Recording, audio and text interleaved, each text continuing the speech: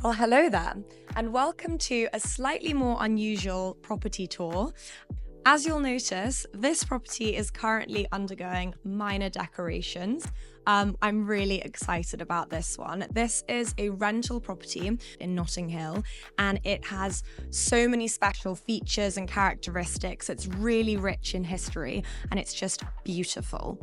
As I mentioned, it has a very rich history, and it was previously, I'm talking like 200 years ago, the home of a very famous architect called Sir Aston Webb. Now, if you've not heard of Sir Aston Webb, he designed the front facade of Buckingham Palace, as well as the Royal Albert Hall, the Victoria Memorial, and many other buildings in London. I think he did Admiralty Arch as well, so a very prestigious architect. Now, let's start this tour here in the main reception room. I mean, it's protected at the moment, but you can already start to get a sense of the proportions. You have these incredible, almost 4-meter high ceilings with this really intricate and fun kind of grapevine cornicing, and that's a theme that runs through the property, so you can really imagine entertaining here. It's a nice nod to maybe some Roman style entertaining. And here behind me, you've got this spectacular bay window. This is south facing, so this room gets a lot of natural light. Actually, especially in the winter, you'll have the sun all the way from sunrise to sunset with views over the garden. You can't see them now because, again, this is entirely protected. They're just painting the ceiling, but I'll give you a sneak peek later. Now, under my feet and under the floor protection is a beautiful golden basket weave parquet flooring. It's all original. The property is grade 2 listed, and you'll notice these really special cast iron radiators and fireplaces throughout. So as I mentioned, this is actually a rental property, but there are a few tweaks that we're making, hence all this redecoration that's going on.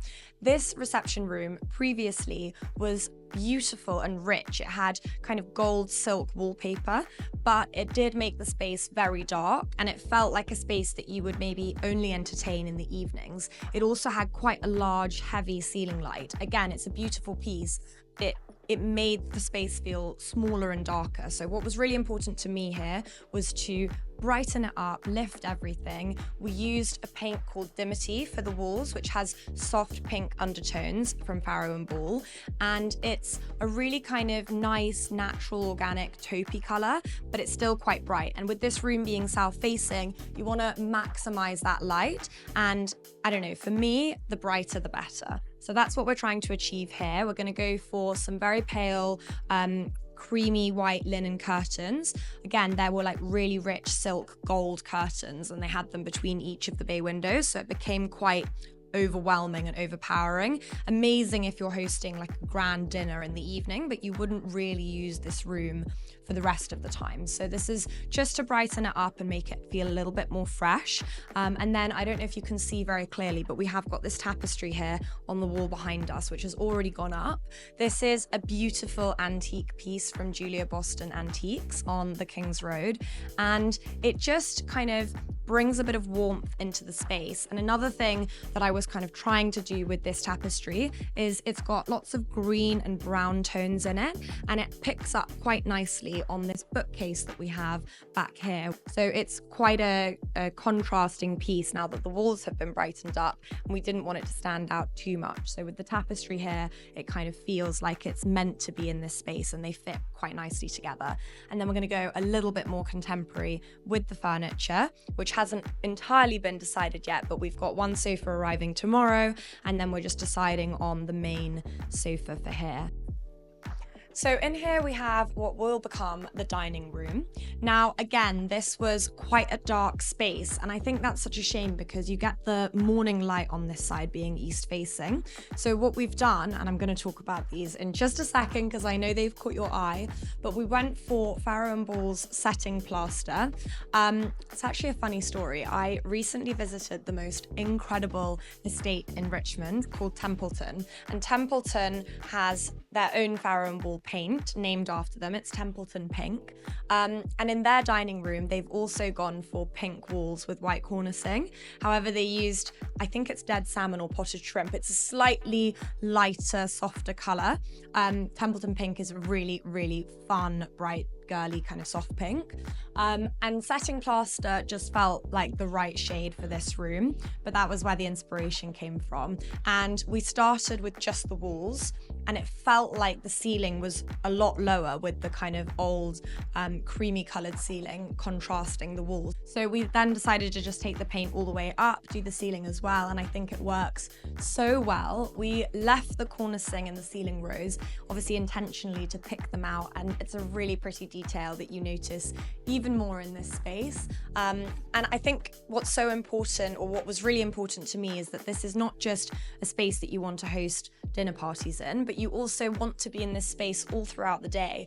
And especially because you do get that morning light in here, I think it creates a really warm, soft space to spend time in, whether you're working at the dining table, I know that happens sometimes, or if you're hosting a lunch or a brunch. This is a space that can really handle all of those different things. But then again, in the evening, it just transforms. It's so magical. The way that this color looks by candlelight is beautiful. It's so stunning. I came across these two lacquered chinoiserie panels behind me. They're from Cave Decorative Arts Gallery, which is just around the corner on Clarendon Cross, and I think they are really, really special, and somehow it works really well, the contrast of the black and the gold with the pink setting plaster walls, and it just adds that kind of rich, elegant feeling that I wanted to create in this space.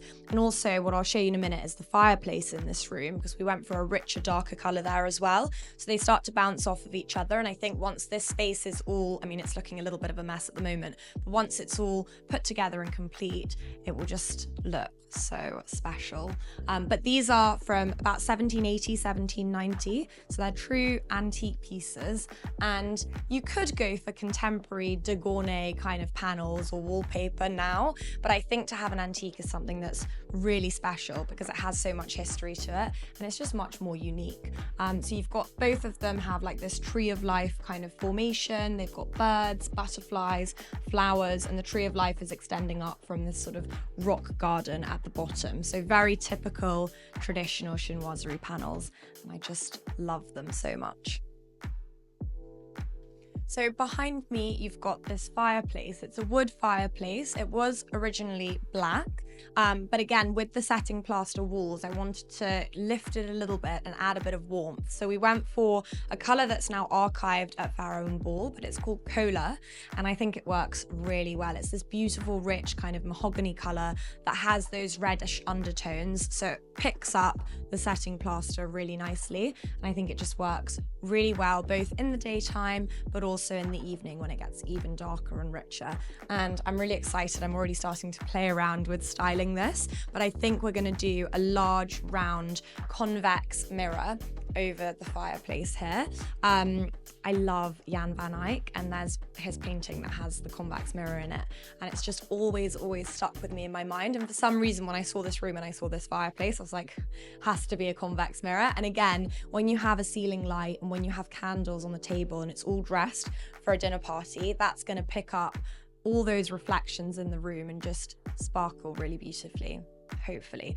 And I've got a couple of convex mirrors that I'm testing out at the moment. One is an antique and one isn't. Haven't decided yet, but when I make the final decision, I'll give you a little preview. Anyways, excuse the mess, it's still a work in progress. We've had my amazing contractors in here doing such a great job in record time, but I will give you another little tour maybe when it's all complete. But I wanted to get you in now to see how it's all progressing. I get really excited about these things, and I'm not an interior designer, so in this instance it's a little bit more than just furnishing, but we're obviously doing some decorating and making some changes as well. So that's all on the decorating side. Hope you have enjoyed seeing this little behind the scenes. So that brings us to the end of this property tour / behind the scenes of this decoration project here in Notting Hill. As I said, it's something a little bit different from my usual property content, but I hope you really enjoyed it. And if you did, don't forget to subscribe to my YouTube channel, because I'll be posting more updates with our progress, and I'll show you the completed project once it's finished as well. And if you love all things property and interiors like me, then head over to my Instagram, which is @rosie.walden, for lots more real estate and lifestyle content. And I'll see you very soon. Bye for now.